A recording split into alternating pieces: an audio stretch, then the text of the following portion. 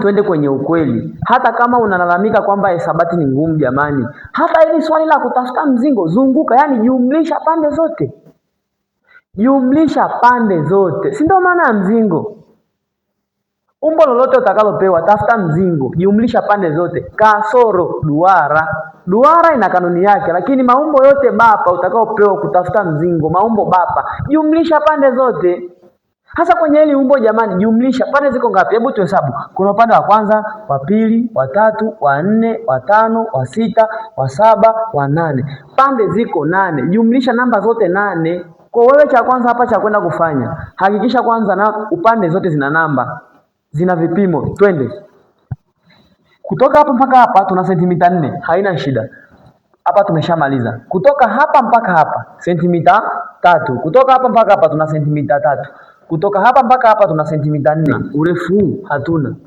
Ndio ulichoambia utafute tu. Hapa tu kuweka na ni kitu chepesi. Twende. Kutoka hapa mpaka hapa hatuna, lakini hii yenyewe inajulikana kwa sababu tunaamini urefu kutoka hapa mpaka hapa ni sana urefu huu hapa.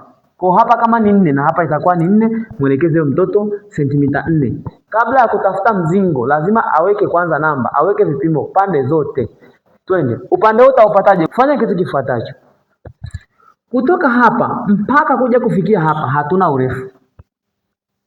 Ila tunaamini kutoka hapa umbo limeanzia mpaka kuja kuishia hapa ni sawa na usawa huu mpaka usawa huu hapa, usawa huu hapa.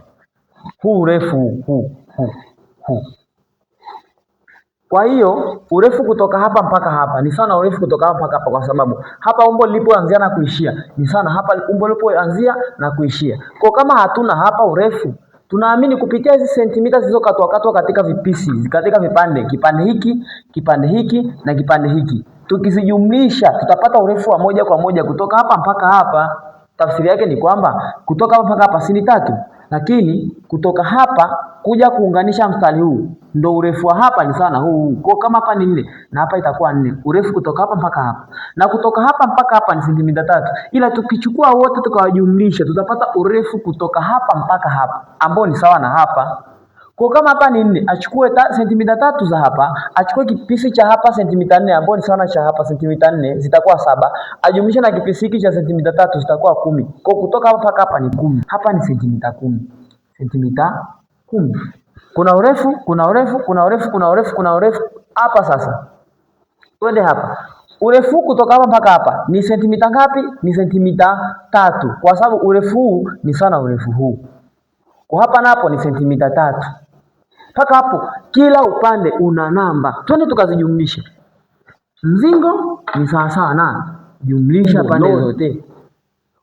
Kwa akijumlisha namba ya huku na ya huku na ya huku na huku, labda akaja kasahau hata namba hii akajumlisha za huku zote huku kasahau, maana yake amezunguka kote huku ila hapa hajazunguka. Ndio tafsiri yake.